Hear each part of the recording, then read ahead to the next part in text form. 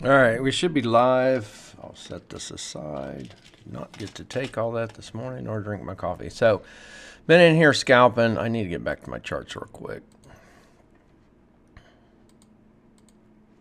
All right, so been in here scalping this morning, back and forth during the, since we had no news. I'm already up some. I'm getting deep pullbacks as I was trying to start the YouTube. So, unfortunately, I was up quite a bit more on Nasdaq, and it's already pulling back on me. So I missed my opportunity while starting the stream. That's why typically we start a little bit late because if I'm already in trades, I need to manage them or close off partial. So have already been in gold. I don't know why that buy got triggered on gold. I need to close that. That was actually my stop. So I've been in short gold, and then gold actually pulled up and just triggered my stop, and I don't know why. It actually put me in long because my orders match. So I'll have to look at that and talk to the broker on that one because I know my stop order matched my entry orders. So in a few things, and again, I was up quite a bit on Nasdaq and of course ES, and they both, I'm getting to get ready to close 4 of each of these. So a little disappointed, but like I said, I was trying to start the stream and get going, and my total was up about 1,000. I'm not in Bitcoin right now. I was in Bitcoin. A little back and forth action, as you can see. I'll zoom the chart out in a minute. So I'm debating whether to get back in gold or not.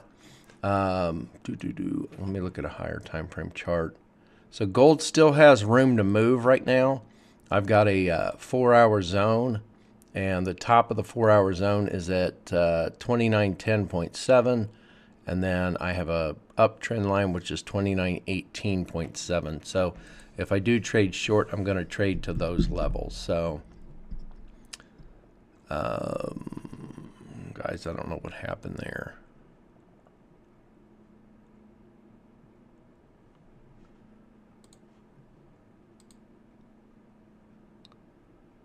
Well,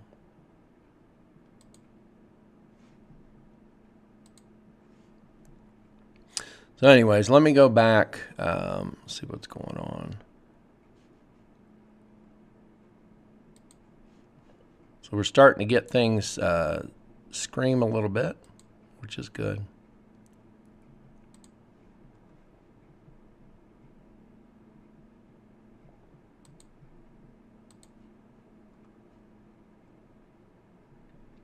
Oh, I hate waiting on accounts to update.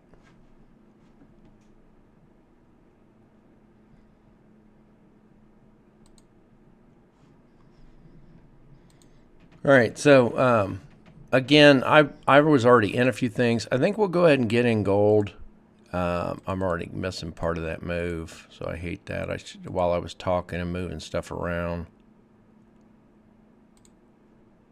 So I'm getting in on extension, which I don't like doing. I put my stop up here in the middle of everything. It's where I'm going to put my stop. So again, I'm only looking for a few hundred per day. Getting ready to close out 8 on it. Not interested in Bitcoin right now.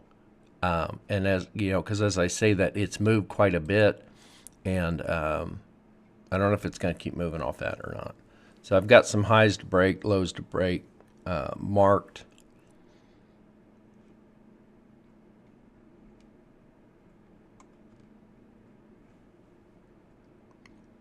S&P, Nasdaq with their market just opening, I'd like to let it settle in for the first 15 minutes, kind of see what it does here. Let it get its jitters out of the way.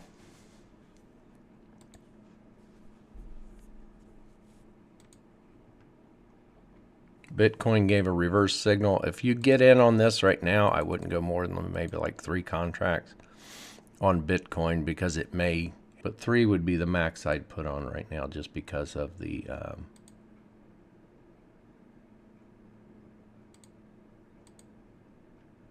there we go. For some reason, the charts are even buggy today. I don't like that. But again, got some long wicks, so it's definitely stalling out. So the 4 hours still red. So our trades short are should pan out more than the longs. So it got this initial move out of its system. So we'll see what happens. Again, not looking to get in to them right now. And what happened to my order?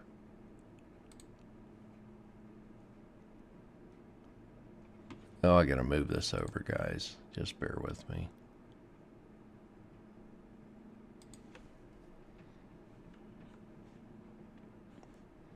I'm going to have to move this. Where? Oh my gosh, it's got to go way over there.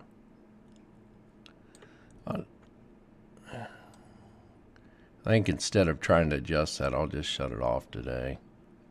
It's not where it needs to be. This right here, the profit and loss thing.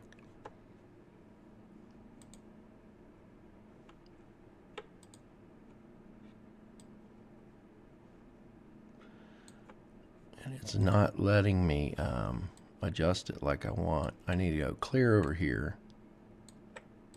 So bear with me. If I switch broker accounts, unfortunately, these are not in the same spot. I'll set it up like we did yesterday. This is the same account we traded, or I traded in yesterday. So yesterday, at the end of the trading session at noon, I forget what we were up. It was around 1,000 or 2,000. So I don't know, somewhere there, guys. So I traded some late yesterday afternoon and then a little bit last night and got it up to 56.89. That was from last night on this account. So right now, potentially losing 190. So again, it's always risky getting in at the start of the markets. Gold already had its move. So I already traded gold short up in here, 1 hour short, when the 15-minute 1 hour was red. Traded that short, made money on that account, and then this is the other one that we used yesterday.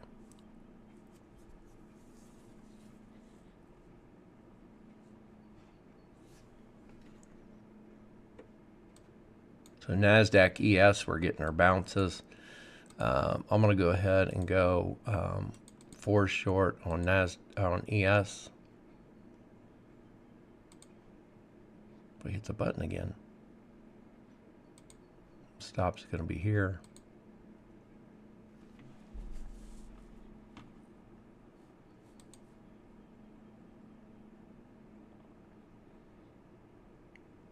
I've got tons of high to break, lows to break on Bitcoin. So I was in Bitcoin through all this. I traded long on this white arrow, and when it went up, I closed partial.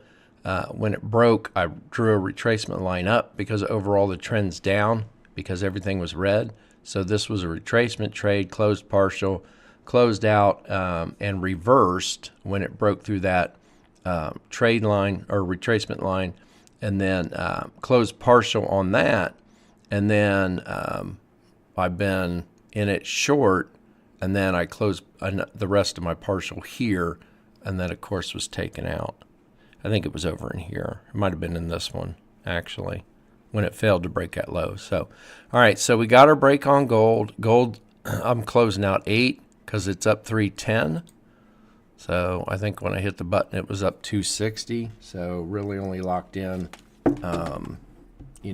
8 contracts of that.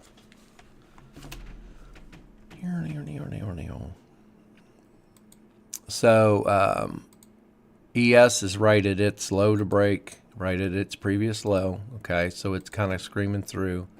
So I need to get ready to close off 3 of those. It's at 200. I'm only looking for 100 for the day. So it's at 230. We'll close out half, or close out 3 contracts.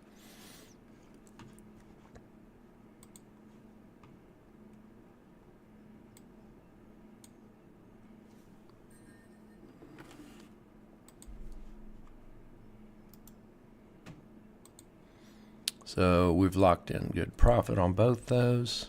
I forgot to mark where we were, guys, at the start of today. Move and stop to break even on gold. ES moving stop to break even will be super, super aggressive. So not really looking to do that. We'll move our, I'll move the stop down some. We only have one floating on that. So I want to move my stop down somewhere above those lows in there. That's pretty tight, so it might get taken out. If it pulls back, might take us out, only continue on. Gold might take us out as well. Just before going on. So by pulling your stop tight, see I was just taking out a gold.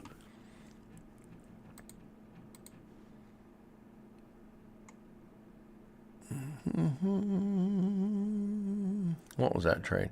So Bitcoin last night, one of the trades I did was $2,256. So good trade. And then I think this one was in here earlier. I gotta look at the time. Yeah, this was last night too. 532 on Bitcoin again. That was the runners, I believe.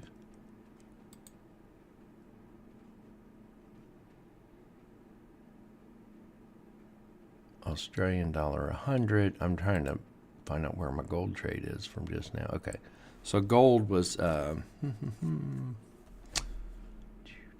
we closed out 8 for 200 on gold.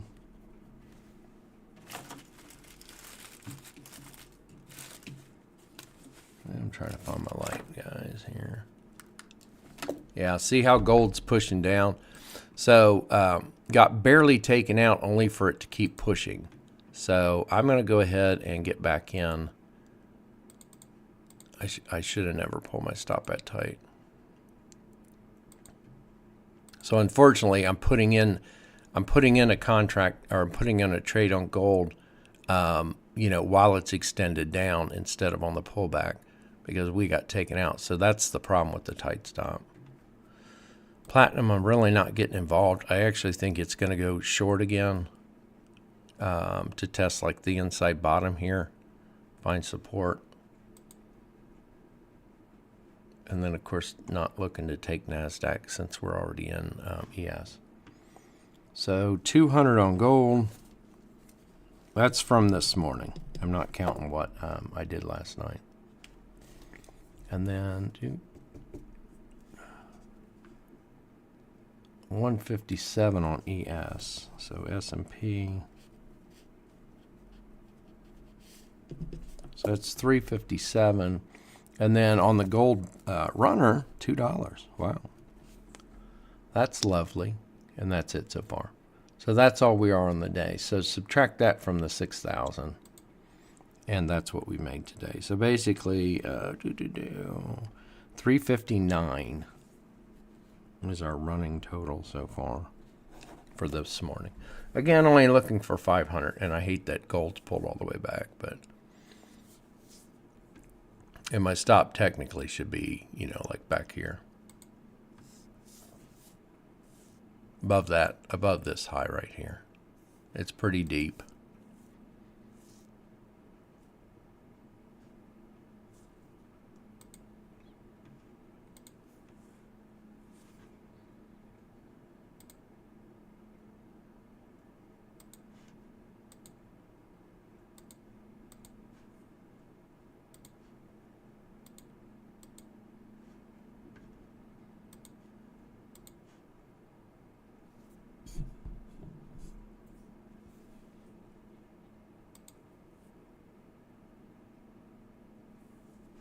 I can close that. I don't know.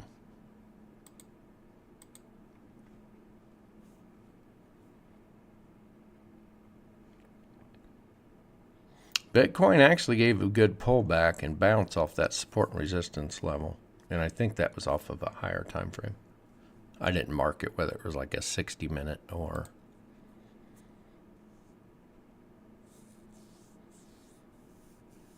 I really think platinum's going to pull back.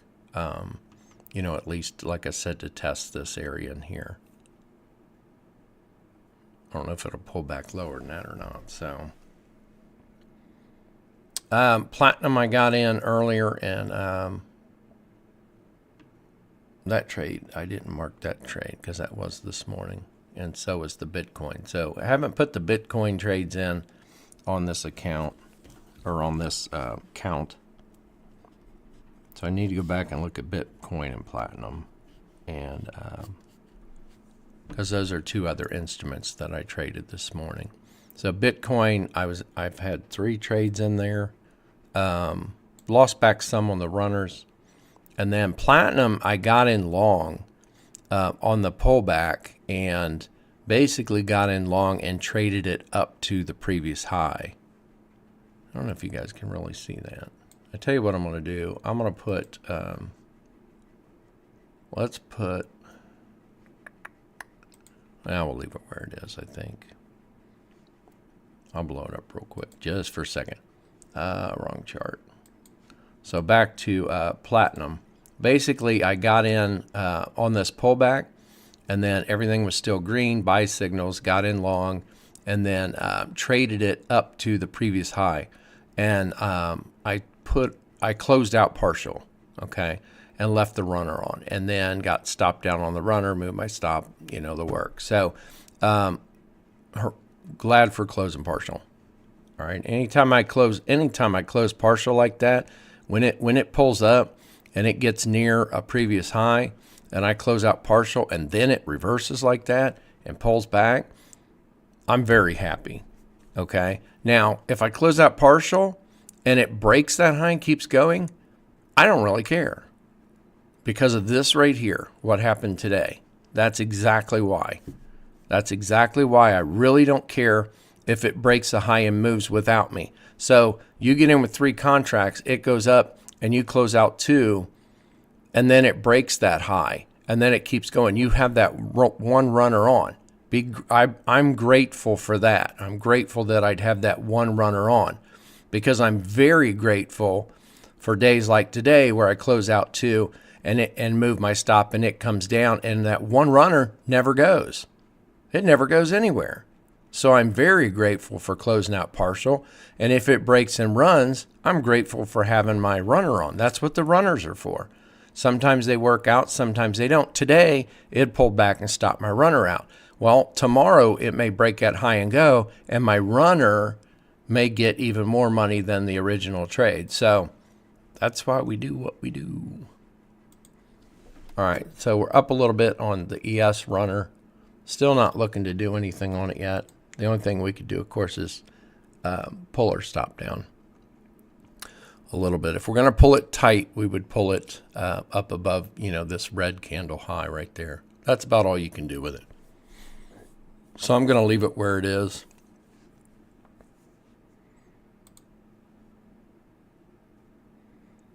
Yes. So we had 4 on and closed out 3 on the ES. Locked in 157. So if it makes another run and breaks the low it's made right here, then if it pushes further, then I'll consider moving the stop on it. So gold, I locked in 202, and right now we're down 370. So if this pulls back and hits our stop on gold, because it may, and my stop's kind of in the danger zone. If you look at where the stop is on gold, it should really be up above that high. That's really too tight in that area. So it should be up above this high at least.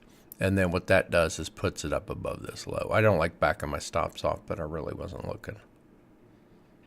I'm trying to get out of scalp mode right now. So for the last hour, basically from 8:30 to 9:30, that's all I've done is just scalping here. Not day trade. It was scalping.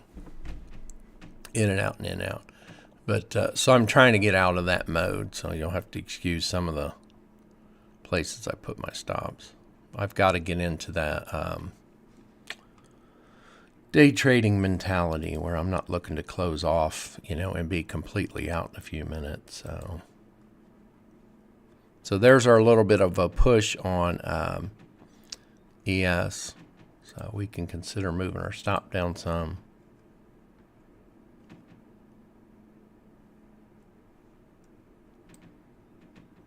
Basically try and keep it above that swing high. And you can go down to a 1 minute. If you're having trouble reading what's going on in the chart, just adjust down to a 1 minute and you'll see better. Here's the 3 on ES, the middle chart. And then if you go down to a 1 minute, you can definitely see the bounces in here. Okay, so where it's making lower lows, lower highs. So don't be afraid to drop to a 1. Doesn't mean we're trading on a 1. And the reason being is because we're watching the indicator for signals. So that would be your trade line down. I've changed some of the wording on some of these. You'll see now LTB, like over here on gold, you'll see low to break, high to break labeled as LTB, L2B, and H2B. And retracement lines are just RL dash up and RL dash down. I did that so that there wasn't so much text on these smaller charts. So overall, still looking good on ES as it's pulling back. We'd hope for a bounce in there. So it's making decent swings on ES. It's making lower lows, lower highs. So that's that's downward structure. It's bearish structure. Oil gave a sell signal just now, but because of this lows over here, I would not trade it yet. I'd wait for it to see there. So if you think it's going to pop and move without you, you could put a pending trade down below it, just in case it pops and goes. Now, the only problem with that is sometimes it will only pull back, or it'll break through, take you in. So if we had a trade down here, you have to decide how far down are you going to go for your trade? How far away from this low over here are you going to put your trade? Sometimes they will just take you in only to pull back and reverse. So if somebody had a breakout trade down there, safety trade, and they had it real tight to that line right there, you could see they would have been taken in, in the negative for a bit. So that's the drawback to doing that. So everything you do has drawbacks to it. There's pros and cons. So if I normally were to trade oil with, say, 10 contracts, which I have locked and loaded up here, if I would not put a 10 contract trade on for a breakout of a low like that, I'm going in with like 4, maybe 5 max, but typically it's going to be 4. So we'd be in, right now I'd be in, let's say, with 4 contracts. We'll just put that we have 4 on. So that would be trading that as a breakout, okay, a break of that low. So it would have, I think would have taken me in. Yeah. So see, it just tapped down to take me in. So if I had my trade in, it's where do you put that trade? Someone else that put theirs a little tighter, well, they were taken in on that initial push. So we'll see how this pans out. So I'm not putting a trade in. I'm not going to put one in now. But that's that safety trade for when, it pulls down like it did. Okay, we had a sell signal, and I didn't want to pull the trigger because of this low here. Well, that's where you come in and put a safety trade. That pending order, that sell stop, that if it pops and goes, it's not going without you. You're going to make some on it. It's always, always, always that trade, that kind of trade should be with less contracts. And I'm talking, maybe a third, fourth at the max of what you typically do. So, if you're doing 10 contracts, you're doing that, 2, 3, max 4 for me on them. That's my max on a breakout like that. Sometimes on days where I'm trading, it depends on the account. If I'm trading with like 20 contracts and that's my max that I'm putting in on a good setup, well then, then it might be 6, up to 6, but it's always going to be less. I don't know what they did to my TV box over here, but looks like my wife had it on lifetime. So we'll watch what it does. Right now I'm up a little on gold, so not really. We'll get ready to close out 8 on it. Really need more of a push. You push down, push back. So I'm glad it pushed back past the low on gold, but we need it to do a little bit more than that.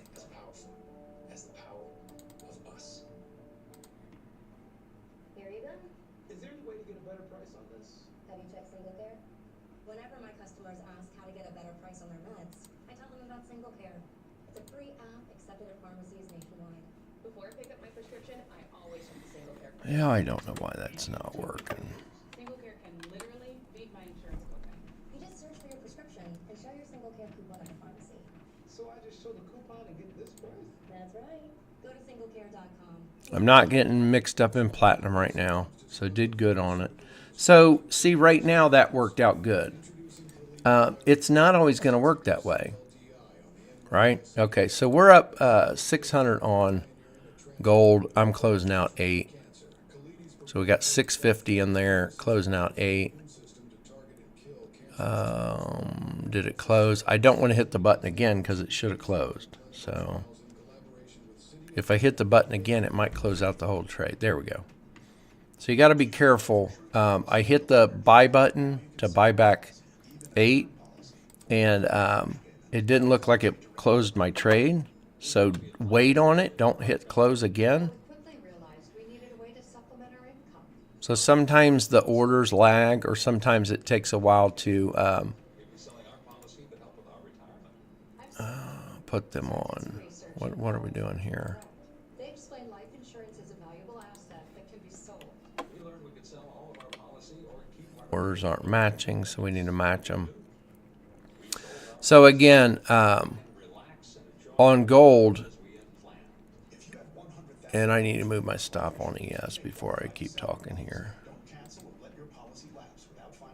So I'm going to move my stop above this area here where it kind of flattened out. So again, on gold, and where did the indicator go? It disappeared. We're at the 10 o'clock mark. So if it happens, do refresh on all charts, reapply. Again, I don't know if it's happening to anyone but me. Nobody's said anything, so I'm assuming not. So again, on gold, I had 10 on. It was up 650, so I closed out 8. I came up and hit the buy order to close out 8. And when I hit it, it didn't close out the 8 right away. So don't go in and hit that button again, because what will happen is, when I hit it, it actually sent the order over to the broker. It just hadn't showed up on my charts yet. So there's a little bit of delay sometimes, especially if there's volume stepped in and things are moving. So I hit the order to buy 8, which closes out 8 of my 10 and leaves me with 2 runners. If I would have hit buy again for 8, it would have closed out these 2 runners and put me in 6 long, which is not what I would want it to do. So we're sitting real good on gold now. Another 504. So on gold, I locked in $202 on a runner, and that didn't really go nowhere, and 504. So I'm going to leave my stop where it is right now on gold, and I know I'll take back a loss against what have I locked in? 706. So 706 is the running total on gold right now. Financials are actually taking it the hardest, down 3%. Consumer discretionary also down almost 3%. 30 minutes here into the trading session. And then we got S&P 157. We're up, and we're up another. And I almost shorted Bitcoin. I almost shorted Bitcoin when it came up and gave another sell here. So if I go in Bitcoin, I could go in light and trade it down to this level, just knowing that it may only hit that. So we'll go in with a light order, tight stop. That's what we're going to do on that.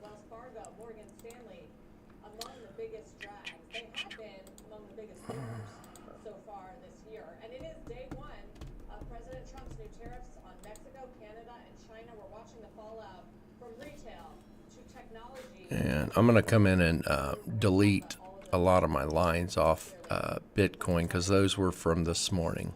Meantime, Canadian Prime Minister Justin Trudeau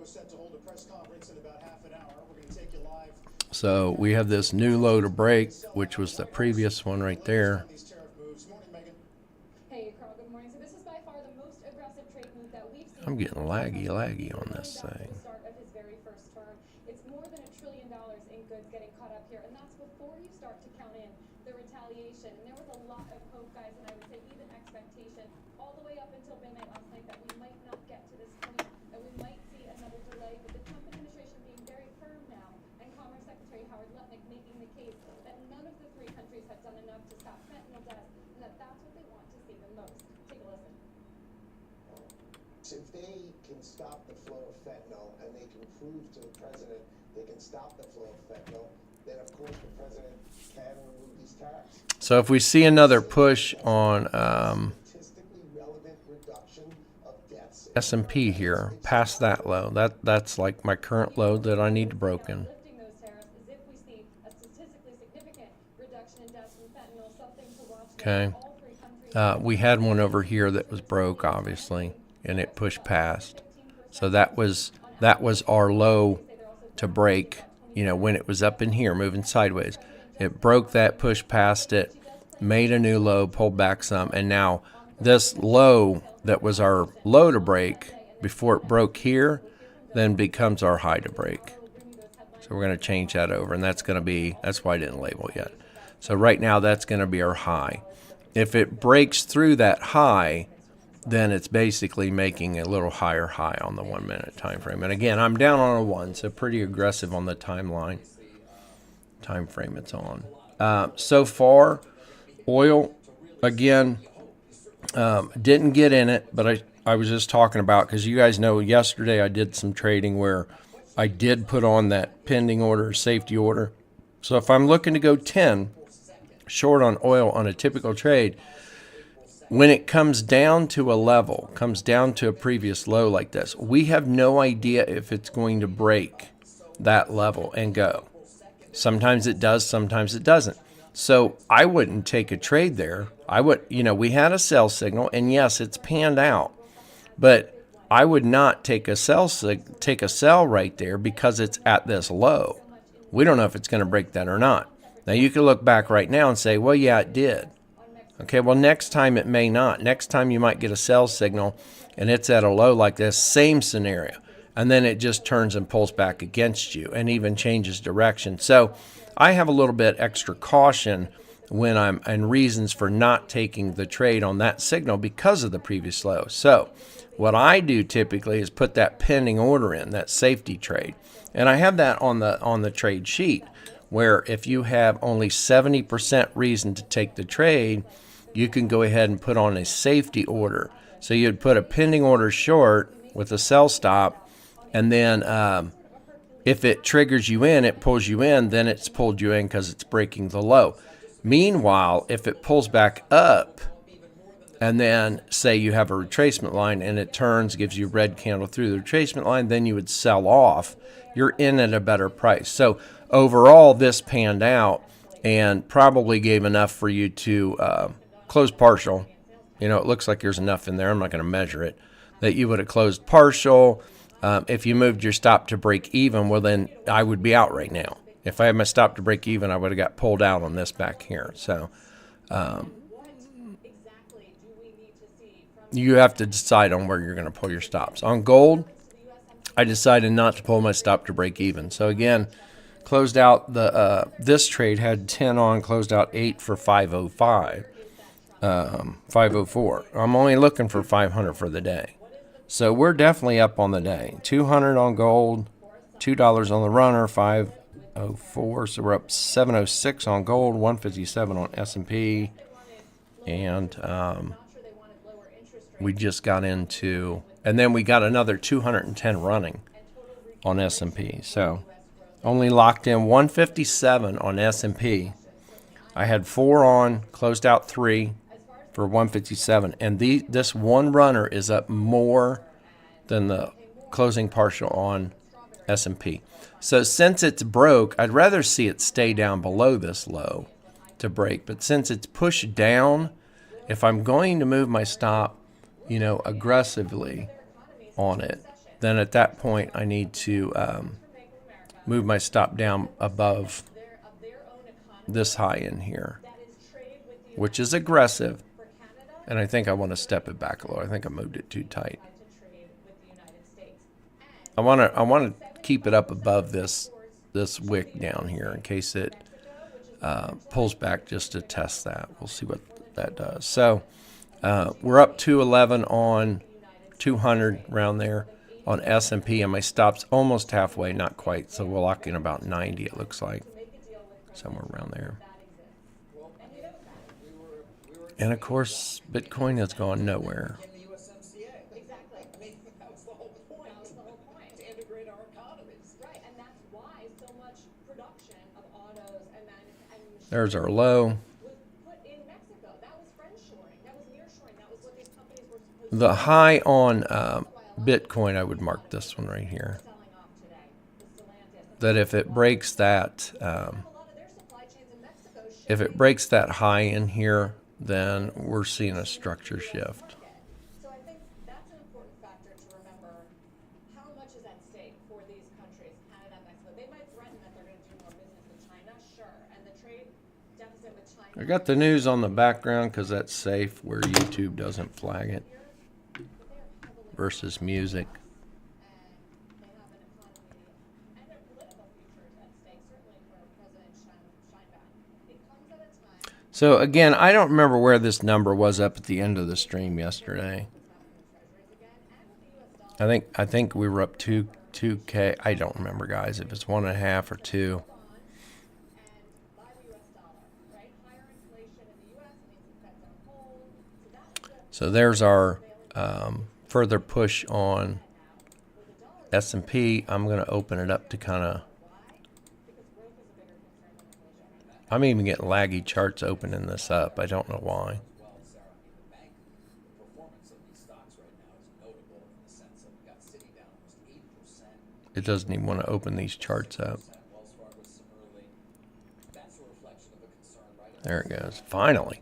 So I wanted to peek out at where this line came from. That was from yesterday. So this red downward line was from yesterday. This one was from yesterday. I didn't get to delete everything off my chart. I'm not going to go through and do it all. But that red downward line is what what it's hitting now. So I don't know if it's going to stall out on that or not. We'll leave it. We would also have a more aggressive downtrend line like from here to here, looking at that wick. And then we have to move it because we've had a push down. So I only move the lines once you get another push. So this line would have been drawn from here, okay, from point A to point B here to here. And then it moves sideways through the line. That's a time push because it's moving sideways. It has to go somewhere. It's either going to break through the top, break through the bottom, or it breaks through sideways. So that's what I call a time break, where it has nowhere to go. It's not ready to go up, not ready to go down.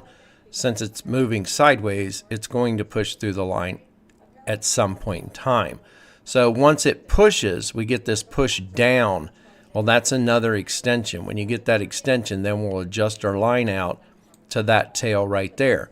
And then again, moves sideways, kind of wicked past a little, and then it pushed past that low, right? That's our low to break. When it closes past that low, we can take our line and now put it out to that wick. So right now, it's a solid break of that. So we may see that pull back deeper. Okay, so looking to see if it pulls back, up into this area right here, and I'd have to turn this off. But somewhere like this into this area to test that. So it may pull deeper. So if you're not in, we may actually get a chance to get back in short. I may get a chance to add more contracts in because that's what I'd look to do. I'd look for it to pull back. Ultimately, if it pulls out to this outer line here, that's where I'd see a bounce. So as it's pulling back here, if it keeps pulling back, then we would draw that a retracement line. Now it's kind of too soon and aggressive to draw a retracement line up, but you can if you want to. So that would be like your retracement line up. And then if it keeps popping, because right now it's breaking this high right here. So it's technically right now since it's pushing past, it's trying to close up past this high, which are these lows, okay? So the lows in here are these wick highs. That's what we're having an issue with it breaking. So I don't know if it's going to keep going up or not. If we get a deeper retracement up, well, then the 15-minute time frame down here should turn green.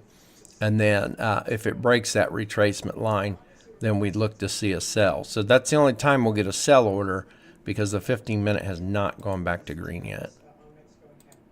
And I've got to see what's going on with this. I know it's not my computer. It's something to do with charting. I'm trying to turn that out of full screen mode, and it wouldn't let me. So still nothing on Bitcoin on that trade. Took the sell signal. Still nothing.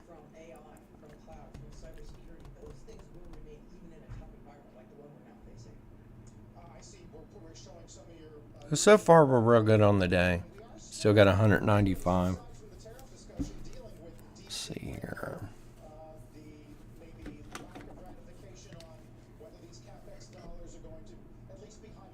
And this is not including the scalping stuff from this morning.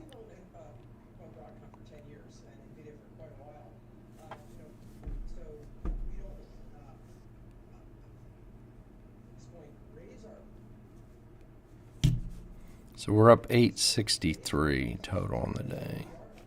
So it's a good day. We could close out and be done for the whole day.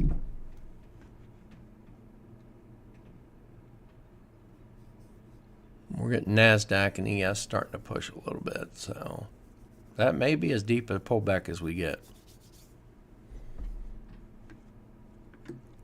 And if we look at oil, guys, this is a perfect example. Again,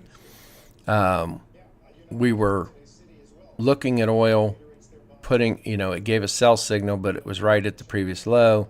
Talked about putting a pending order. That's your safety trade down below. So if it breaks and runs, it doesn't run without you. So it broke, put you in. If you didn't close partial, you're stopped out by now. Okay, because your stop would have been, above the low in here, and maybe even that little high. So you'd be stopped out right now on oil. So that's why we close partial. That putting on, and going in lighter, right? Because let's say you normally put on 10, so you'd put on 4 or 3. So I said I'd put on 4 for that. If I wouldn't close out partial, which I make it a habit of, that's in my trade plan, then I would have been stopped out. Having my stop above this low, this high, above that area. Right now, I'd be stopped out on that short trade. So that would have been a full loss. If I would have closed partial down here, right, and left my stop where it was, not even moved my stop, left it above this little high, well, then I would have been stopped out on a runner. Because if I'm putting on 4, I'm closing out 3. And then I'm leaving 1 on. So I'd have been stopped out on 1 runner. So that's a way better trade, putting on 4, closing out 3 at partial, getting stopped out at 1 is way better than getting stopped out at 4 and making no profit on the trade. So that overall would have been a well-managed trade. Okay, that's the key, is managing your trades, knowing when you need to pull, profit. And for me, it's closing partial out is what it is. All right, so we had another push on ES. So since we had another push on ES down, I'm going to take this this line and adjust it out to include that wick, because that retracement, that pullback is now over. That's basically what it is. We had a retracement, a pullback. It broke the downward line, but now when we get that push down, when we had this push down here, and it pushes past the low, well, then now we know that retracement is over, and we move our line out. So right now we're getting really good push on ES. So we're up 300 is where we're up on it. I know you can't see it. It's up above the orders. So I only have 1 on. There's really nothing I can do other than move my stop. I think I'm going to start getting aggressive with it. Because I'm up 303. So we have another 400, we've locked in 863. on these, and we could lock in another 434 right now and just close it all out. You know, and that's a $1,200 day. So you have to decide for yourself, how long are you going to trade? I mean, we're only, when did I start this? Right around the stock market open. So we're not even into an hour of trading. Under an hour, and we could close out and be up $1,200 for an hour's worth of work. All right, so not in platinum. Didn't take the sell, didn't take the pullback. There was a 1 hour line there. Not going to jump in right now on platinum. I'd have to wait for a pullback to get in. Finally up on Bitcoin. So I'm going to get ready to close 2. We're up over 180, almost 200. So I'm going to go ahead and close out 2 since it's at a support and resistance level of mine. And we just closed out 2 on Bitcoin.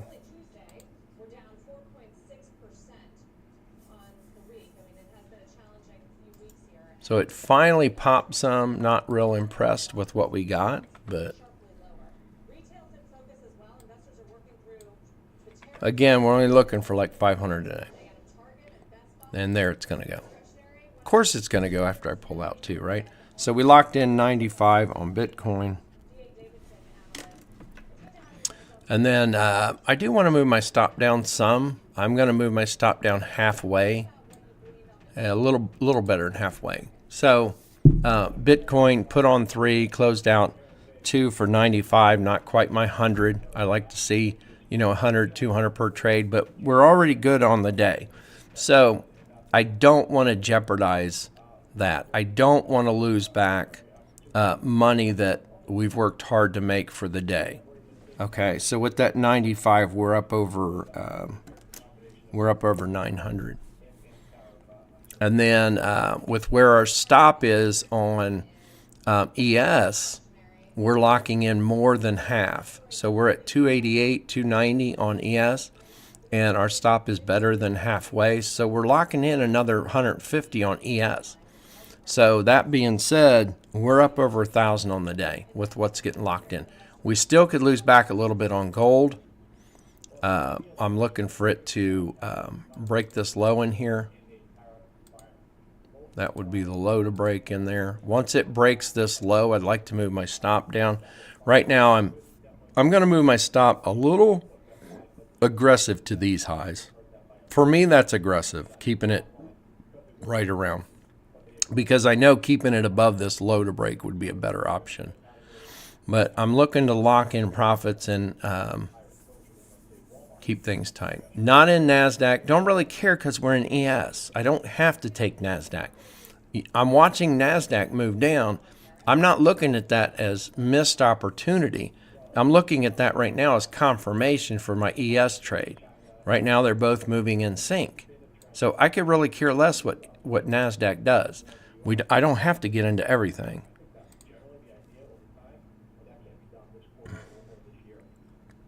Yeah, 1-to-1 is going to be the same distance stop. So unfortunately, sometimes that's where we have to close them.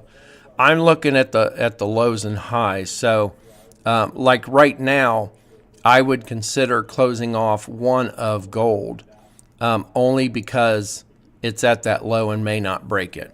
If I just gotten in short, I would close out partial here.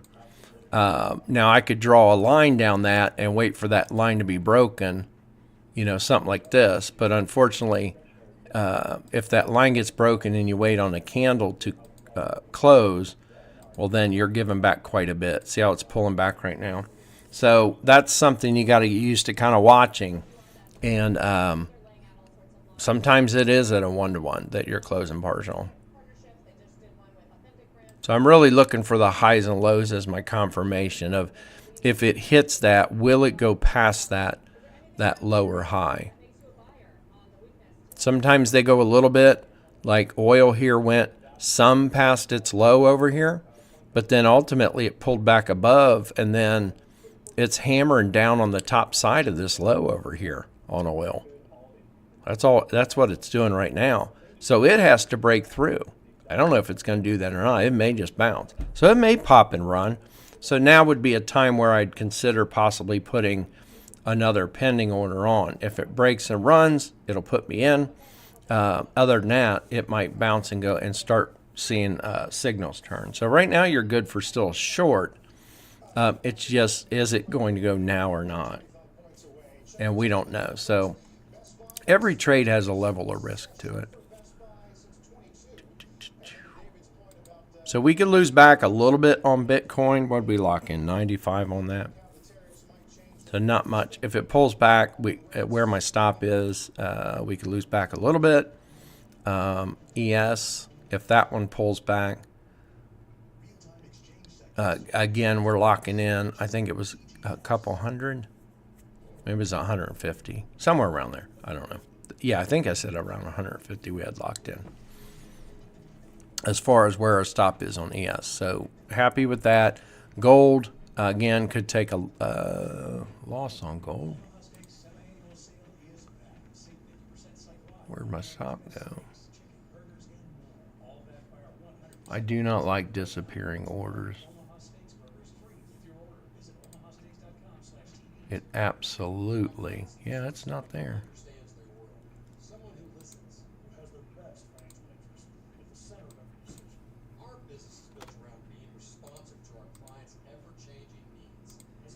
I need to put it in there. So kind of tight on it, but I don't want to lose back a ton on gold. And see, it's pulled back quite a bit. That's why I mentioned on gold possibly, closing out there. Now it was only up 95, so if I would have closed out half, I would have got another $45. I'm not interested in that. We're up for the day. I'd rather lock in a minimum of 100 per when we close out partial. At 500 a day for my goal, I only need 5 $100 trades.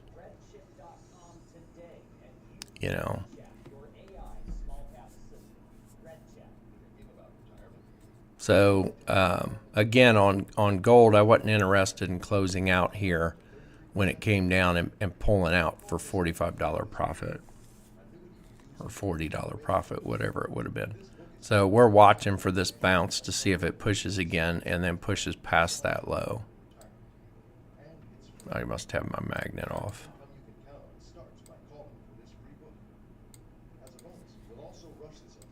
So we'll leave our stop out there. So we could take a little bit of a loss on gold. And if you look at where gold was right here, and it was right where it is, there's $30. It's about $30, $34.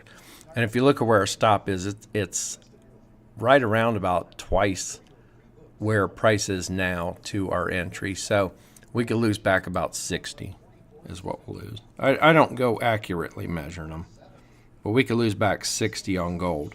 And we're up 706 on gold, so I could care less about losing the 60 on it.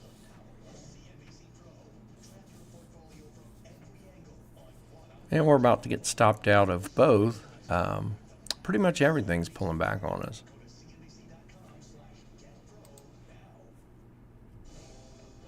Now, S&P, I traded short, but I've actually got a 4-hour line down there, a 4-hour zone under it.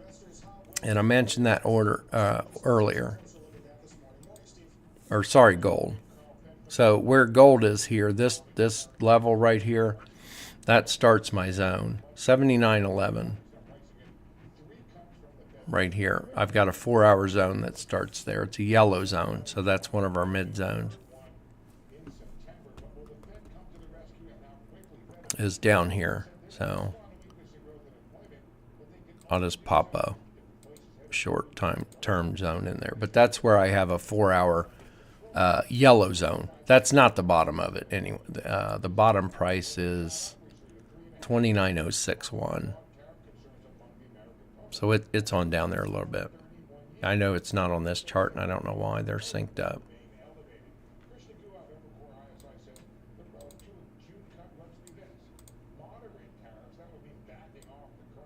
The bottom's at 29.061 right there. So that's where my zone is on the 4-hour time frame, and it's on back. you won't be able to see it. It's on back on the 4-hour time frame. So those I post out in the Discord on Sunday night. But that's where it's bouncing here. So we don't expect them to blow through the 4-hour zones. So if it happens to go back down and goes through, I'll be in it. If not, I'm taking my -60 on it. And again, this is, remember, on oil, back to oil. This is a good chart to look at, guys, because had the low here, talked about if it, it gave a sell signal, talked about not taking it short because it was right at that low. We don't know if it's going to break it. So you could put that pending order in, that backup order, a safety order. I typically just call it a safety trade or backup trade. And then that's in case it goes, and it won't go without you. You're still getting something. So putting on 10, I would put on 4 is my max. It's typically going to be 2, 3, or 4. So 4 is my max. So again, if I would have closed out partial, then even could have left my stop where it was above this high. Well, I'd have been stopped out on the runner, but a good trade overall. Getting another sell hit signal in here. What I mentioned a few minutes ago when the sell signals popped up here was it's back at that low. So you have to be cautious. So even though there's a sell signal, I have to say to myself, well, it's right at that low. I could go in with that backup order again, that safety trade. And that would have been how I would have wanted to put on. Well, as you see, it never pulled through, never pulled past the low to pop you in on that safety trade. So good thing. You're not in. You're not in the negative, or you're not stopped out. Because if you would have got in here short, your stop above the current high here, you're stopped out more than likely here, or you're about to be. If you would have got in here short, again, the caution would be that previous low right there. It's what you're up against. So if you'd have got in short there with your stop again above here, then you guys would have been stopped out. Not taking the trade, but putting on a pending order is better. Okay, the pending order at that point is a better option. Now, it not always is, guys, but this would have been one good trade here by letting it trigger us in, closing partial, leaving our stop, moving our stop, whatever, getting stopped out at either, not break even, because we wouldn't have pulled our stop clear down here, okay, to break even. So you might have moved your stop halfway down and only had a half loss on your one runner, or may have left your stop and had a full loss on one runner, but you had 3 that you locked in. So a good trade. If I lock in 3 at 1-to-1 and I lose 1 at 1-to-1, that 1 that I lose at 1-to-1 cancels out 1 of the 3. So that would be 2 contracts at a 1-to-1. Okay, good trade. Over here, pending order short, because it's at the low, that's your caution. Never triggers. You're not in short, so you don't take a loss. Another sell signal. Keep your pending order on. It never breaks through to trigger, so you're not stopped out. Okay? So big day on this, as oil's kind of moved more sideways than anything else, is just that good trade here, no trade, no trade. And I'm fine with no trades. We don't get triggered, but we don't take those because it's at the low, so we don't take a loss. All right. So we're stopped out on S&P. So ES, we locked in 189. If it's over 50 cents, I round up. If it's 50 cents or below on the change, I round down. So it's 50. It's 188.75. So we'll call it 189 on ES. All right.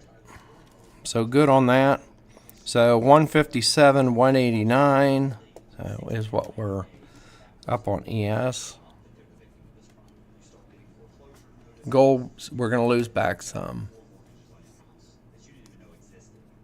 I moved my stop tight, so I'm expecting to get stopped down on this. I could just close it all out because right now it's doing this. So where's my stop? See how my stop is kind of right in the middle of everything, and it's right at that inside top I can almost guarantee I'm going to get stopped out.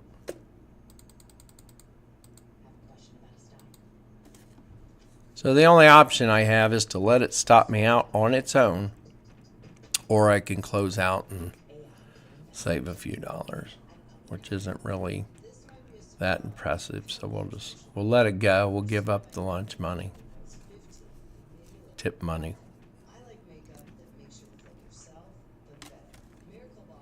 So we're getting those large pullbacks. I love how ES is pulled back all the way back to that line.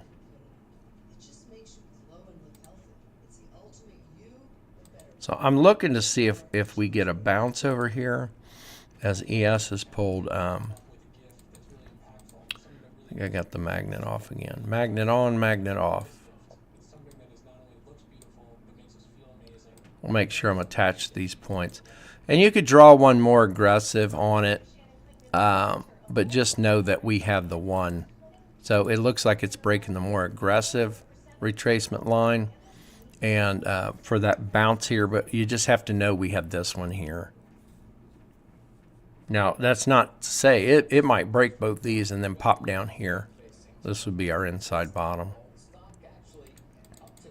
So I like to mark two areas. I like to mark, an inside bottom area and then mark the low to break down here. I end up with a ton of lines at the end of the day.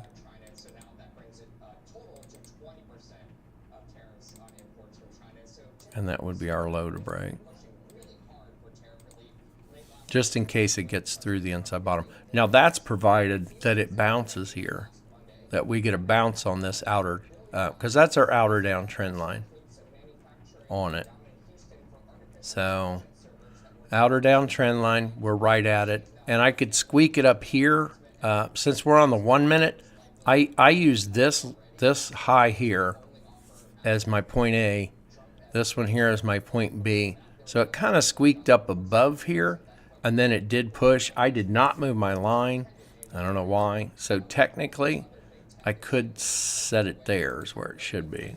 So we're not quite there. It looked more impressive with it, I know, back here. Whoop. Wrong line. Looked more impressive back here because it was right at it, bouncing down it. And that may be where it does. So we may get that push and that break here. And if so, I'd trade it back down to these levels.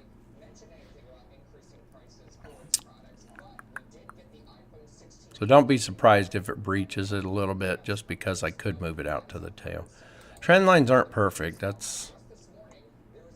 And they are linear. And the market doesn't move in a linear fashion. Sometimes it does. I mean, you look at this, it's moving up in a line. You just get swings back and forth. Here, let's see where we're at. All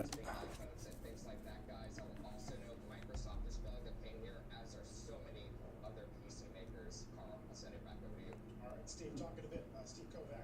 Let's stick with that tech trade despite these recent declines. Our next guest says that Nvidia So far, really good on the day. showed the most net buying of active stocks on this platform. Favors some low volatility, high dividend names here. Steve Sosnick's with us, Interactive Brokers chief strategist, joins us here post 9. It's a good day to have it. It's good to see it so coming in. Talk about why those names in particular are moving. Trying to think, we didn't get taken out anything else, did we? Just that ES train. Basically, there's still this fear of this. We see here just the screws have bounced like 40 points since I just blew off from there here. And so people really don't know this. Yeah. Because for the better part of the last few years, every dip has been a buying opportunity. This one, not so much. And I think So again, the reason why I didn't start the stream early, like 8:30, I just wasn't expecting much of a move before the U.S. session because we had no news coming out at that 8:30 time. Typically, you'll get news, and of course, the Forex market moves a lot better. But without having those releases coming out, I wasn't expecting moves, so that's why I was in just scalping.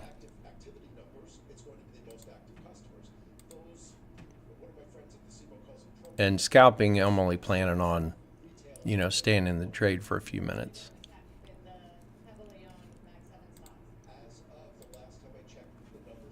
So far we got 706 on gold, 346 on S&P, and Bitcoin 95. So I'm up 1147 on the day. Was Friday a good example of that too? What do you think happened there Friday? Or was it about I think that's a good day. Friday was month end. I think that close was for lack of a better word, phony as can be. But it shows you how the market, as soon as they're So 1147 on the day, and our total for the week is that 6,836. Now that's including some trades I took late yesterday and last night. Just a few. As I took them in my other account, I took them in here as well. A little slower pace, so you can trade multiple accounts. this was the rare morning where we didn't wake up and see futures just grinding higher. Wake up and see them up 5 points. We can lose back, what, $15 right now.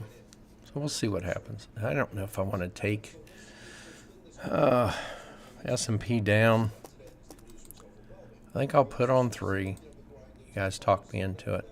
Put on 3. I'm going to put a super tight stop because I'm just not wanting to risk back a lot. I'd like to get a 1-to-1 on that. I don't know if we'll get it, at least on the 2 contracts. And I don't always draw the trade tool. And before I switch the chart over, we have Bitcoin's breaking this right here. This was our retracement line up. I know I didn't draw it, but that's what it's trying to break through. So if it can break down through that, it's broke through it. If it can break down through that low to break there, we might see it push back down to this support and resistance level, the inside bottom. So I only have 1 on. There's nothing I can do but move my stop. But if it starts pushing down through there, I'll move my stop aggressively. And see, I've got a super tight stop on S&P.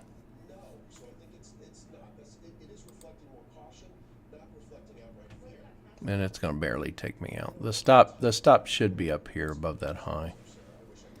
That's where it should technically be. We'll see what happens.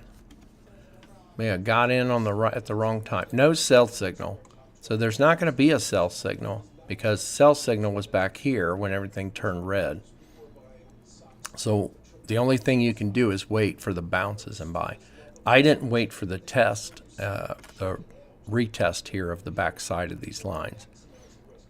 So you'll see it broke the retracement line and then pulled back to test the back side of that retracement line, this down line. We'll see what happens. That's been a tough lesson. Steve, thanks. Good to see you. Appreciate it very much. Worst performing sectors right now in the market. And that's all I'm going to be taking because I'm willing to lose back that little bit on S&P. But that's it because we're at 1147, so we're really good on the day, over 1,000 on the day. 14%, the cruise line, the retailer, Again, only looking for 500 on the day. communication services. It's a mixture of tech and cyclicals, those that are tied to the economy. The only one in the consumer Trying to think of what yesterday. the home builder potentially reacting here to those lower interest rates because we are seeing the 10-year yield drop like a stone. So on silver lining should be some relief in those mortgage rates. Former Commerce Secretary Carlos Gutierrez saying escalation is likely when it comes to tariffs. He's going to join So some of the trades I took last night are actually out there in the. Did that triple post? Oh no, I moved my stop. So yesterday we were 1,243 on the day. Is where we ended up. So again, shooting for 500 for the day. Yesterday we hit 1,243 for profit, and that gave us 743 overage. That's for our monthly bonus, the overage. So the overage helps cover our losses. So the runners, they run, we get that overage, and the runners help cover the losses. There's a sell signal on Bitcoin. I'm not going to take it just because it's almost 11. Now, I might trade some in the afternoon. We'll see. See what the market kind of looks like. I don't expect quick moves in the afternoon. It's going to be a slower market. As one of the fastest growing live entertainment companies in the world, we're disrupting the music industry and the hospitality If you decide to trade it. offering one-of-a-kind destinations where music, dining, and premium converge. Venue is now traded on the New York Stock Exchange, so you can join the revolution by owning a share of our rapidly expanding portfolio of the most state-of-the-art venues on earth. Own your passion for great entertainment. Join the music revolution and own the stock that rocks. Some people Looking, we had Aussie News Monday last night, which was really good. From a demand perspective, DeepSeek was fantastic. It open sourced a reasoning model that's absolutely world class. AI has become better. If you believe every customer experience is going to be reinvented by generative AI, they will be building a lot of generative AI apps. If you say AI, I don't think it's going to be deflationary in the short run. I mean, it very well will be deflationary, after 3 or 4 years, but most of us for now are spending more money on it, not less. Stocks are tanking again, so what can investors do to safeguard their investments as tariffs rock the markets? One strategist will look past all of the red arrows and give us his protection plays. Tune into our Market Navigator segment today on Power Lunch at 2 p.m. Eastern.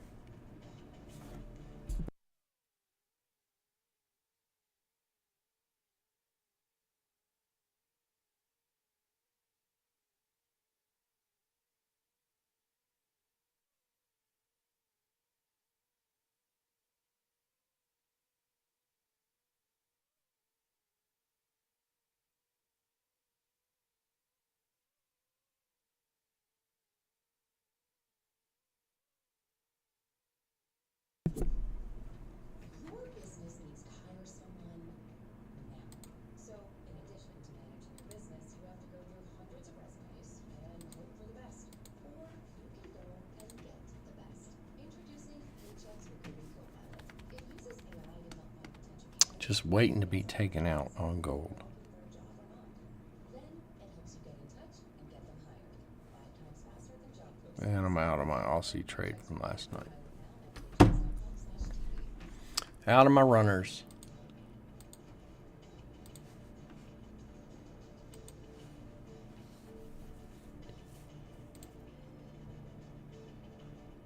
So yeah, we're getting in that time push. I'm going to go back out to S&P, and I'm going to move that line just to see how it, the one I was talking about here, moving out to that point and see how it's kind of playing out with that. On everything with us.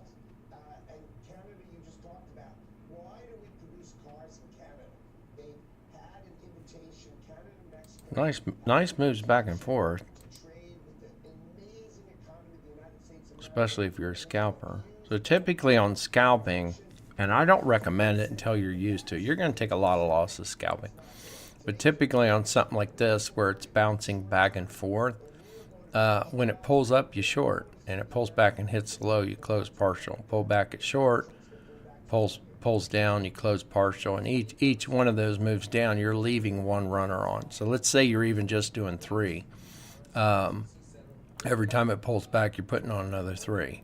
And then it goes down, you're closing 2, closing 2. So you would have a couple runners on in case it breaks and runs. So I still leave runners on when I'm scalping. And then, of course, if it pulls back and comes all the way back up, well, then it's going to close them all out. So we're getting that push, but I don't even know if we'll get a 1-to-1. It's kind of lagging. That's yesterday's down trade line. Is that it is shooting to. I'm going to remove that since it was from yesterday, though.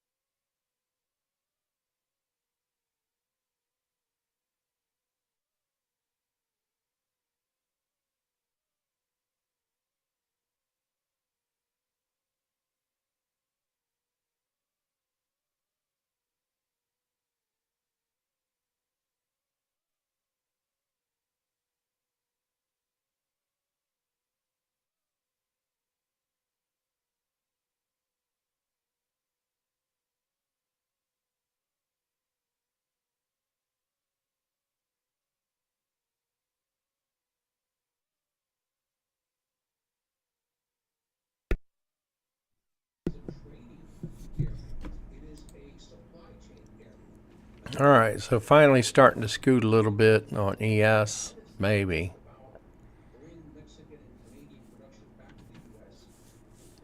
I'm set where I can close off 3. I really like to see it get down in this area here. You know, that 1-to-1 level. Not even at 1-to-1 yet.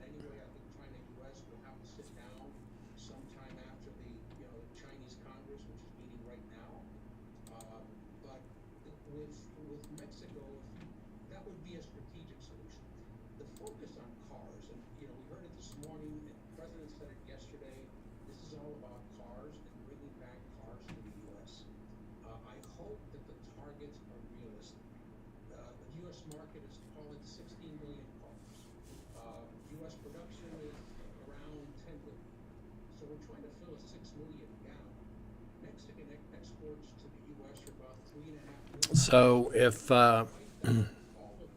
S&P goes down and hits that buy limit, it's going to close out 2. At that point, I will get aggressive with my stop, and I don't think I'll move it to break even, but I'll at least move it halfway down. Don't want to get too aggressive. Real quickly, what about April 2nd? Reciprocal tariffs. Do you expect that there are going to be a lot of them? Well, this will be country by country. And this is where I think Europe will be brought in, potentially Korea, Japan, ASEAN, where, we have a significant trade deficit. So it will be a country by country negotiation, and this will be trade. This will be all about tariffs and regulations and non-tariff barriers. Gold's about ready to go down and hit its target. Close out 1. And it almost touched the order. You gotta love it when it barely comes down. It almost hit it on gold.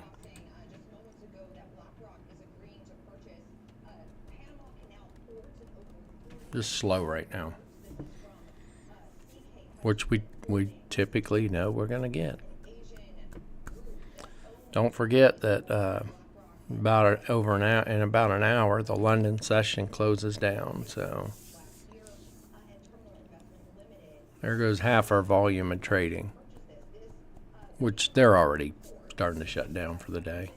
So. And then the U.S. session here, New York boys, they'll be going to lunch.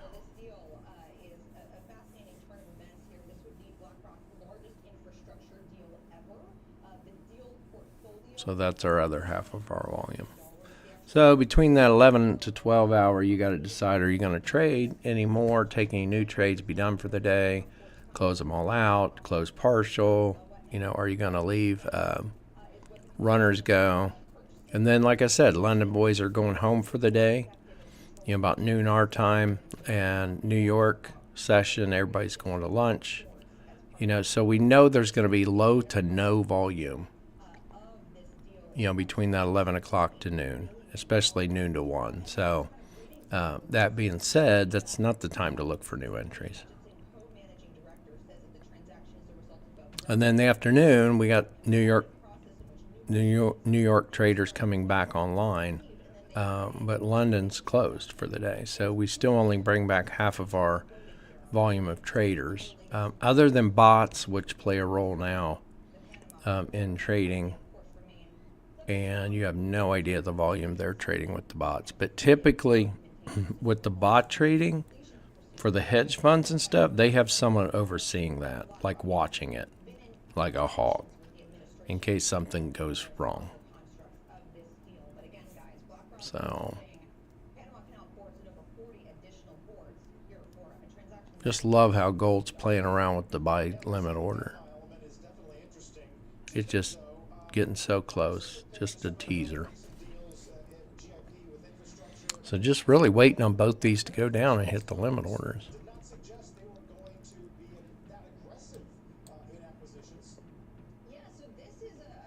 Had a sell here on Nasdaq. Nasdaq had a decent pullback. I have it on the 3 minute still. So it's the same as the as the ES. You know, it's had this decent pullback and push down. Same thing. It's just I don't have it on a 1. But if I put it on a 1, it looks pretty identical.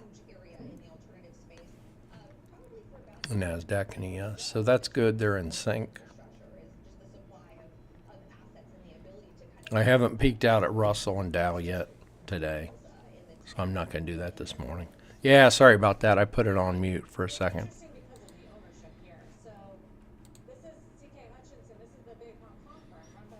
So the day has slowed down from this morning. So this morning was pretty exciting, just scalping. I still have to go back and total all that up, what I did this morning. A lot of runners get stopped out in negative. When you're scalping, if you try and leave runners on in case they break and run. So a lot of times if I'm scalping, I'll get in, short, close partial, leave a runner on, maybe move my stop to halfway. Sometimes I get to where I can move it to break even. And then it just totally reverses and stops out that trade, and I get entered in the opposite way. So a lot of stops do get stopped out at either a half stop or full stop, some at break even. But things don't trend. So if we don't have news to push things around, then I know I can get in and just scalp for the morning. And typically I only want to do it for maybe an hour. Like 2's my max on scalping. If you try and scalp all day, you will lose back everything, if not more, of what you gained. So it's just not a good idea. So I always set a time limit. And typically it's the morning. Like there's no news coming out today. So I know I can come in at 8 and typically scalp for a while. Yeah, let me get a video on that. Believe it or not, that this one-to-one indicator that has the profit target, that is the Fibonacci tool. That's all it is. I adjusted it. I'll go find the video real quick because it's in the training stuff on YouTube. If you go out to YouTube on the playlist, training videos, and I'll find it and I'll pop a link in here. Power trading, where's it at? I just labeled it the Ultimate Trading View Profit Target Tool. I don't know if it's the Ultimate Profit Target Tool, but it's the way I set it up, and I love it. So this is it right here. There's a link to the video on it, and I'll pin it to the top. But basically, that's all that is the all right. So there's the message, or there's the link in the chat. Basically, that's all it is. It is the Fibonacci tool that I've gone through and changed it to give us all those profit target levels. Because I didn't like just the simple. I was in a couple trades and used their the profit target tool they have. So if you look at the screen on Nasdaq right now, they got the long and short. Long position, short position tool, and what did I do? Just lose it. There it is. So you'd pull it on the chart, long and short position, pull it down. You're looking to get in here. Your stop's here, and you can mark the tool at a 2-to-1, 1-to-1. So say I'm looking to get into maybe at closing out before it hits this inside bottom. And putting a tight stop in there, well, that's not quite 2-to-1. It looks like 1.5-to-1. 2-to-1 would be more down here. So that's how their tool's set up. So all I did was take the Fibonacci tool, and what you want to do is when you go ahead and enter the trade first, don't wait to enter the trade. So go ahead and enter the trade first, put your stop in, and what you're going to do is you're going to take the tool, the Fibonacci tool, and if we're going short, place, tap your mouse on the screen right where the stop is, and then come down to right where your entry is, your entry price, and tap your mouse again, and then it extends all the way out. I like doing that because if my runner, say I'm in short, and my runner goes down and hits the 2-to-1 level and keeps going, well, then I would keep having to move the profit target, theirs short position tool, down. Okay, and I was trying. I do so much anyways on the charts with with my lines and everything else. I just didn't want something extra to do. I don't mark these on my chart as I'm trading, unless I'm trading in front of people, and then I will use them sometimes, especially if I go to mark up a screen while my trade's on. So with this one, the Fibonacci tool, the 0 number, basically it has 0 or numbers, and it's labeled 0 through whatever, and we did a half level in here, so that if it comes down and moves to 1-to-1, so you get in the trade, moves, it hits 1-to-1, well, then you can move your stop to halfway if you want. You can close out partial if you want. Some people are waiting for that 2-to-1, and it gives you 2-to-1. At that point, some people are closing out partial at 2-to-1, moving their stop halfway or to break even. So that's why the half mark is there. And basically, on the fib tool, I had several, I think I had 10. I don't know. There was 8 or 10 levels that I had marked. Well, one day I was in a trade, my runner kept going and going and going and going and going and going and going. So since the runner kept going, I came in here on the tool and basically marked down all of them. And it goes left to right, left to right, left to right. So start off on the left, mark 0, 0.5, and then just go 1, 2, 3, 4 all the way down. Get you 22 levels of profit, and then label color the first 3 the red, and then color the rest all green. That's it. And you can extend it to the right or not. I like to have it extended to the right.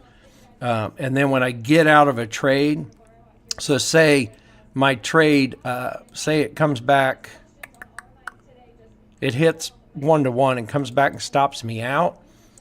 So if I'm stopped out, that's when I'll, like for an image, I'll go like that and just not extend it to the right.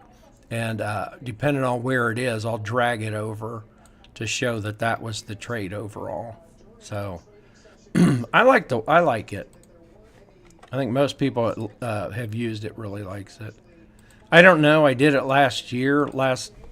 I think it was September or something, that I actually made it that way, but then I didn't actually put it out there. I kind of forgot about it.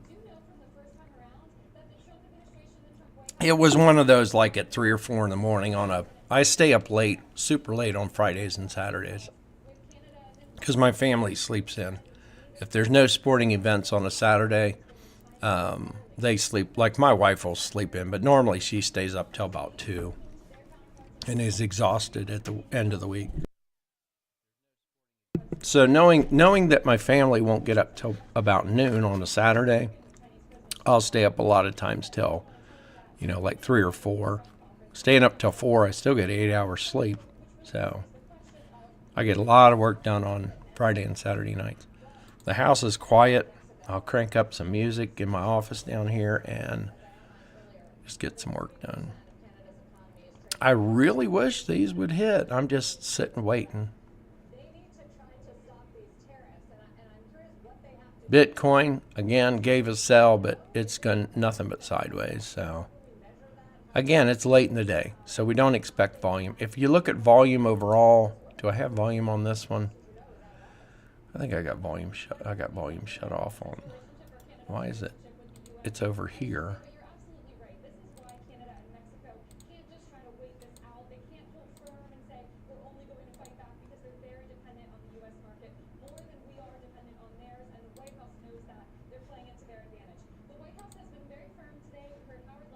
See what that looks like. I mean, there's your volume. It's not going to show up on all.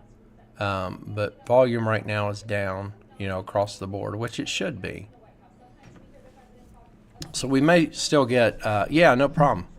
I think you'll like it. I love the tool. I don't always put it on mine because of this right here, because normally I'm trading 6 instruments, but I have seen people use it where they're, you know, an instrument hits 1-to-1, they move their stop halfway, don't close any. So it's really a preference. When it hits the 1-to-1, you have to decide, are you going to close out partial and move your stop halfway, or just close out partial, leave your stop, or do you not close any out at 1-to-1 and just move your stop to halfway? So overall, if it pulls back, you get a half loss on the whole trade, but you're looking for it to go 2-to-1. So that's really a preference. That's a personal preference for everybody.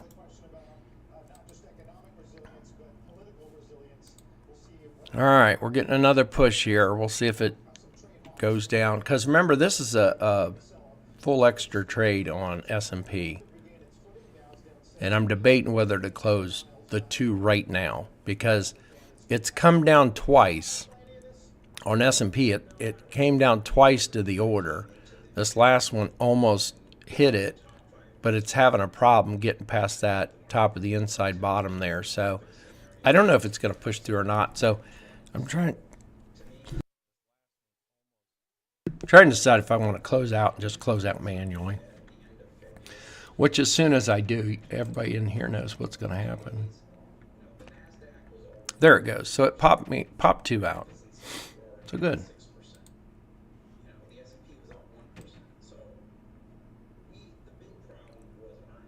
I'm moving the stop to break even, and then changing the contract size to match.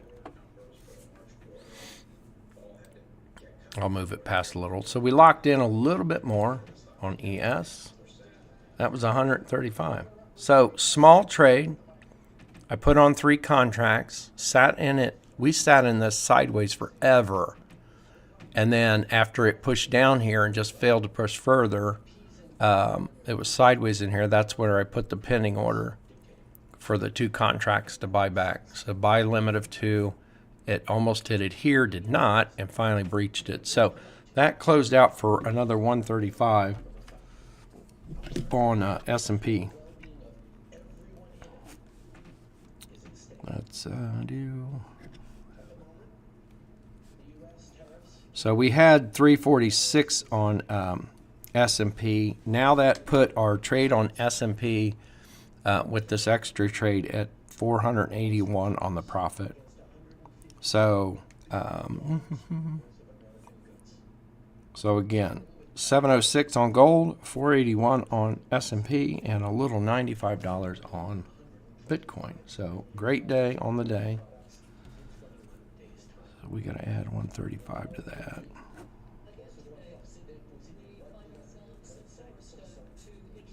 So 1,285 on the day. Yesterday it was 1243. So we beat yesterday's by $42. Nope, that's 239. So we're 39 over yesterday. Looking at gold, it really just is not going down to that inside bottom even. Way down here.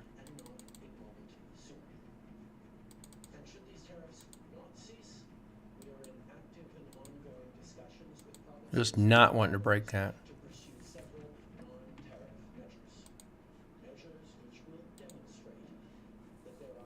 So I am gonna and we stopped out 1 on gold. So I don't want to move gold to break even. I'm going to move it down some.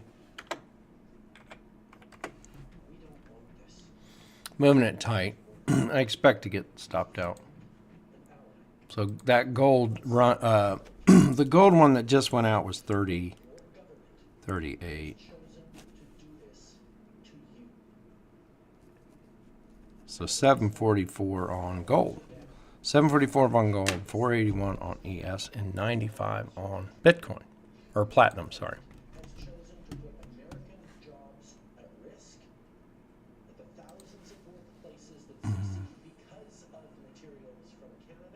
Did I forget a Bitcoin trade? Sorry, 94.5 was on Bitcoin, not platinum. And then we had a negative 30. I knew I forgot something. I forgot the runner on Bitcoin. The runner on Bitcoin was a negative 32. And we had 95, so we're looking at 63 on Bitcoin. So Bitcoin's been a big kind of disappointment. I had fun scalping it earlier, but nothing after that. And that's okay. That's why I'm trading multiple instruments.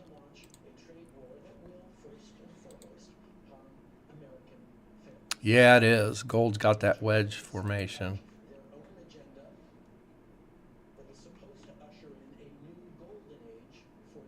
In fact, I would have had one if I was keeping up on it.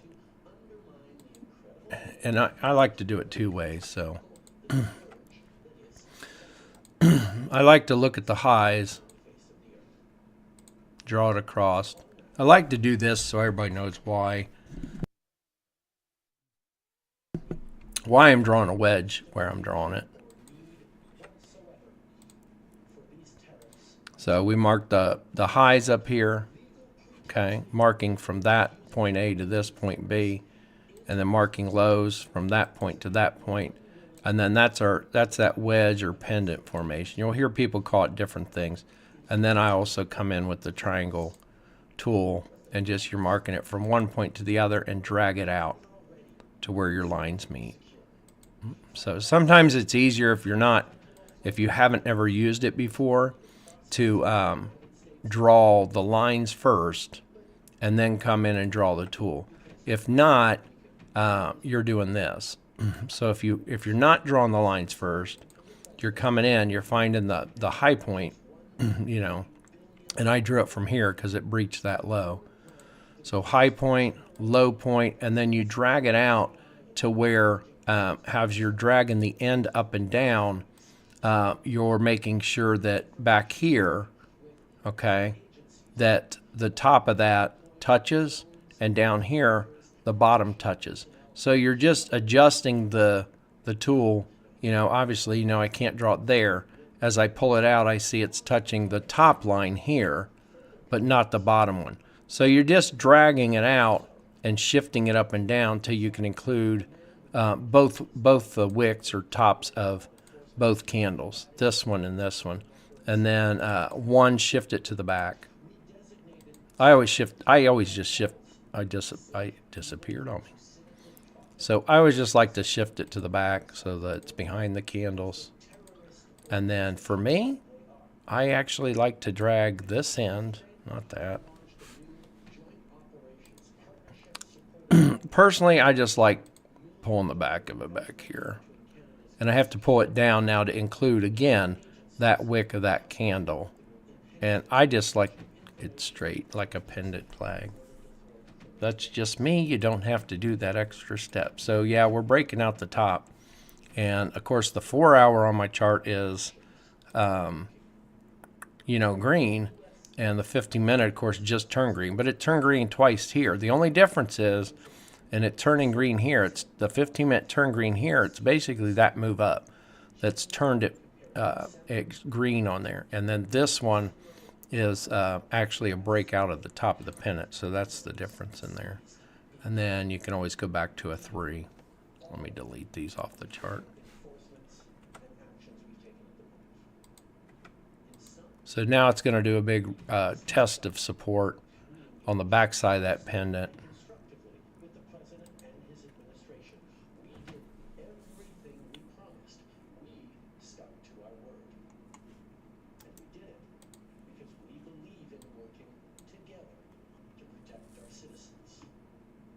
And it's kind of hard to spot those too, guys. If you're like this with all these charts and they're all small, sometimes it's hard to spot them, especially if you're not laser focused on the instrument. All right, so out of S&P, out of gold, let's see what we got. So I took the 32 off Bitcoin. We did get the extra 38 on gold. We lost back 10 on the runner on gold, on that breakout right there. So positive 734 on gold. And then we got an extra, woohoo, extra $11 on S&P. So 492 on S&P. So we got 734 on gold, which again, the daily goal is 500. Okay. Got 492 on S&P. Again, daily goal 500. We got over 500 on gold. We almost got 500 on S&P. So 2 instruments out of the 4. Well, I only did 3. So I only did 3 when we started the live. So 2 instruments, and if you notice, Bitcoin, I kind of lost focus on it down here because it wasn't doing nothing. So dropped that from trading and just focused on gold and ES. And gold got 734, which is 234 over the 500 for the day. And then so that's our bonus, the 234. And that makes up for a loss later this week, or next week. It depends. We got 492 on gold or S&P. So with getting over 500 on gold and getting a little less than the 492 on S&P, S&P could be a whole day's trade. I could choose not to trade tomorrow or Thursday. Now I won't. I will trade Friday. It's non-farm. But I could choose to take a day off because I already hit over 2 days trading. Okay. So you guys can do with it what you want as far as managing your that pendant is I don't know what they call it. It's not really like an indecision pendant. It's not an ascending or descending on that pendant. Overall, I've been trading gold short with the 15-minute and the 1 hour. So the 1 hour is still short. And it doesn't matter if you're looking at these indicators or looking at the chart. If you go out to a 1 hour chart on gold, obviously you see that it's moving down. Okay, so you could go out and look, with your naked eyes on a chart. You can look at a naked chart with nothing on it on gold and know that it's moved down and then gotten into your pendant formation. So overall, you would still be thinking short. However, with it breaking out the top, you'd be looking for a bounce to go long. So for us here, the 4 hour's still green. So everything I did this morning was based off only the 1 hour and 15-minute, staying short. So basically, it's just, to me, it's a retracement on the 4 hour because the 4 hour's been green for a while. If you look at that upward move, the 4 hour, I can't take just I wonder if we can do that. But the 4 hour's been up for a while.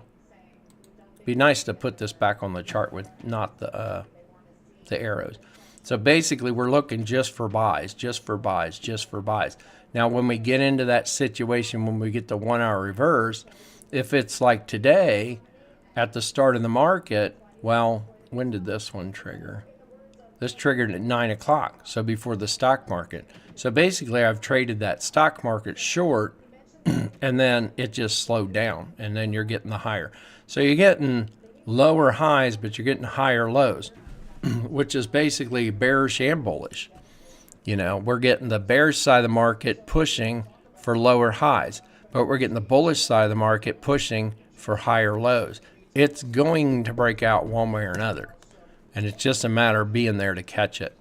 I don't like putting pending orders on these. I would typically watch for breaks, and bounces. So we had the break out the top, and then I'd watch more for a bounce in here. It could go deeper, it could come down and test this level again if it goes long, because it's hit this level twice. So that right there, whatever price level that is, I got marked as an inside bottom off our 3-minute chart. It's or off the 1 minute chart. It's at 2913.9 is that price point. So that's a good valid price level, because if you looked, I could drag this back here to where this red candle closed. Should be closed, 2913.8. So that would be my support level low right here, even though these wicks went past it. You're talking 3-minute candle wicks, so I definitely marked that low, that it could come back to bounce. So I'd be, right now on this, I'd be looking to go long versus short, especially if the 1 hour turns green, then you're golden. Then I'd look to take it long. So, and I'll leave those marks on there. I'll see what it does the rest of the day. We'll see what happens. Now, if you get into the ascending and descending triangles, those are a little different because those are actually showing you the direction it should break out.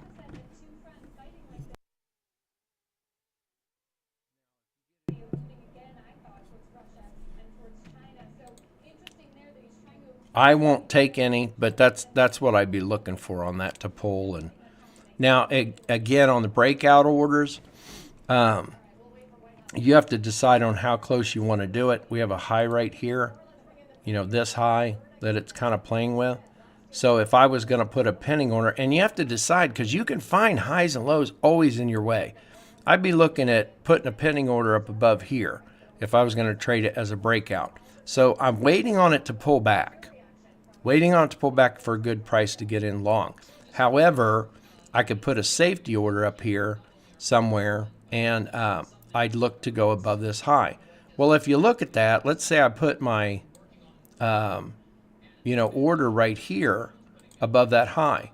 Well, now I look right here, and there's another high right in the way that may slow it down. So you're going to find multiple highs and lows.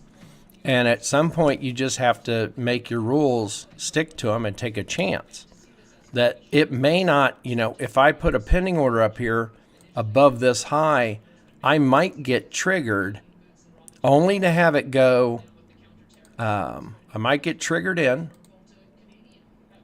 only to have it go up to that high and then pull back down and test this low again. So it might go, but I might sit in the negative for a while. That's not going to be enough room for me to close partial. So I would be sitting. So as I'm looking to plan this trade, if I would normally get in with 10 today, I'm not getting in with 10 on a pending order break of that. I'll get in 10 if it pulls back and gives me a bounce.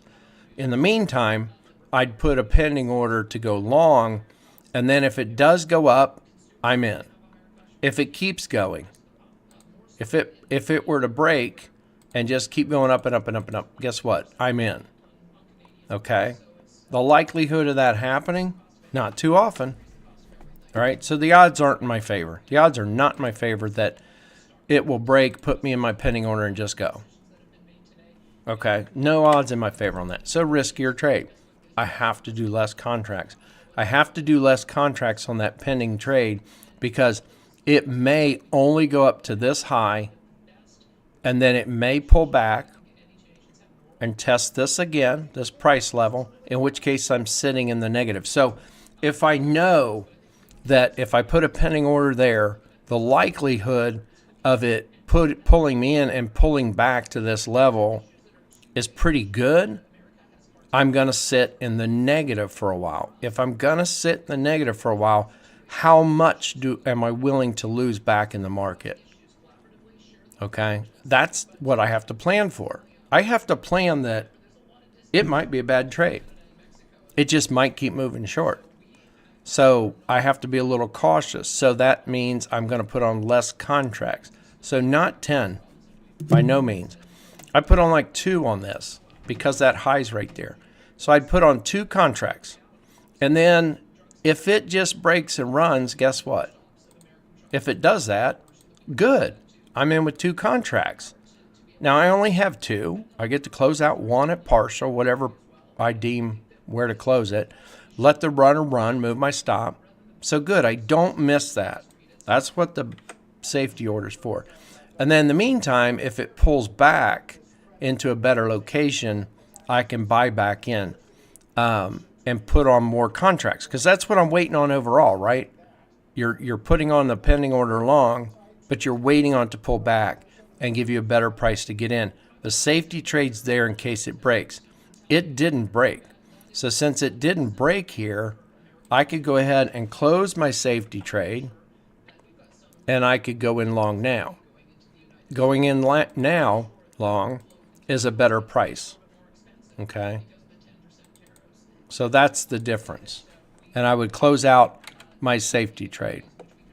And I would put on more contracts. So if I was put on 2 as a safety trade, doesn't get triggered, it pulls back, I can go in with 3 or I can go in with 4. Okay? But still knowing that it could still go back down here. So that's your risk. My risk would be from here to here. So again, not the best trade setup. So I would go in with less contracts. If you're on a prop firm, most prop firms will only allow you to add in once. So if I had that pending order here and it triggers you in and it pulls back to actually where you have loved to have gotten in the first place, you know, but unfortunately your pending order for 2 contracts was triggered, you can add in one time if you're in a negative trade. Don't do it more than once, because what happens is your account gets flagged. I don't know if it'll do it on one single trade, but that's what they're looking for. They're watching for people that, as things move, they buy. So you'd buy in here with, say, 2. It moves against you. You buy in with 2. It moves against you. You buy in with 2. That's what they're looking for. And it'll flag your account. That's what you don't want to do. And there's what's called a martingale technique. Martingale technique is let's say you bought in here and you bought 10 contracts and you closed out in a loss. Then you would sell 20 contracts. You're trying to get even with the market. It's called martingale trading. It's a martingale technique. So basically it's you're buying 10, it closes you out at full loss on 10 contracts, so you're selling 20. And that's what that is. You take a loss on 20 contracts, you're putting on 40. You're basically double down. It's a big no-no. It's a quick way to blow accounts. Now, I've traded sometimes where I put a trade on, let's say the buy signal, I put a trade on there for 10 contracts long. Okay, and over here, I get a sell signal. I don't have a stop, or I have a stop and I get the sell signal. And what I'll do is I'll close out the 10 here long and take the short. That's different. I would put on, in order to close out the 10 long, I have to sell 10. That just closes us out. And then to put on my 10 short, I have to sell 10 more. So really what I have to do is I'm in long, I would sell 20 here. 10 of those closes this out. The other 10 is my actual trade. So that's the difference in doing that versus 10 here. And you would actually have to close that 10 out and put on 20 short if that was a loser. That would be putting on 30. You'd put on 30 on a short, which would close out 10 here and double down and 20 short. So that's a no-no. So it looks like that's our bounce so far on gold.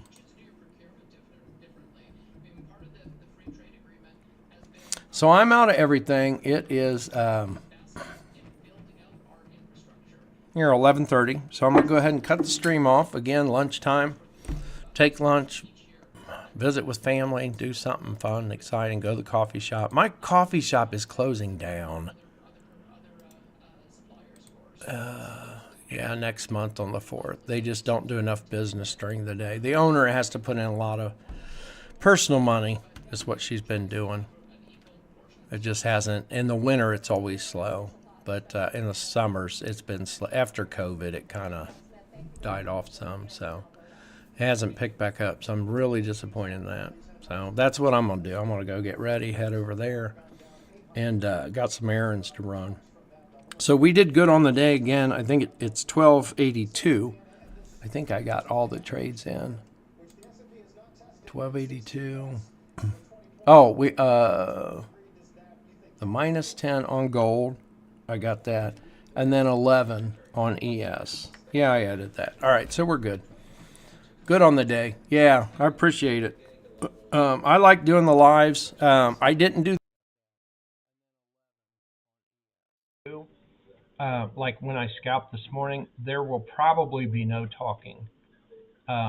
If I'm trading multiple contracts, if I'm trading just one or two contracts or instruments, so if I'm trading two instruments, I can talk while I'm scalping. But if I did like I did today and watching six, there a lot of times I won't be able to talk while I'm scalping because I'm like, it just happens so quick. Down on 1 minute chart. So today good. Yesterday, like I said, we locked in 1243. Today we locked in 1282. I got to make sure I included the last few. So I'll get a running total posted down on Discord. Again, another positive day. You can look at this however you want. We got 1282 today. Only looking for 500 a day. 500 a day, 20 trading days is 10,000 a month.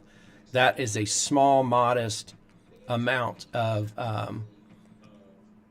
yeah. I know. I tend to talk a lot. If you can't tell, I love trading. I've been doing it. I hit the 20-year mark last year. So 2004 started in Forex on MetaTrader 4 with Forex.com. So I love it. I could talk all day long. So my wife hates it because I do talk all day long sometimes.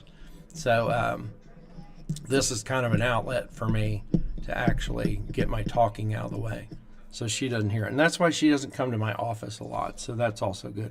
So again, you look at what we did, 1282 on the day, and we're only looking for 500. So that's 782 bonus or extra. So again, that 782, you have to decide, is that like, I want to take tomorrow off? I could take tomorrow off because I made an extra 782.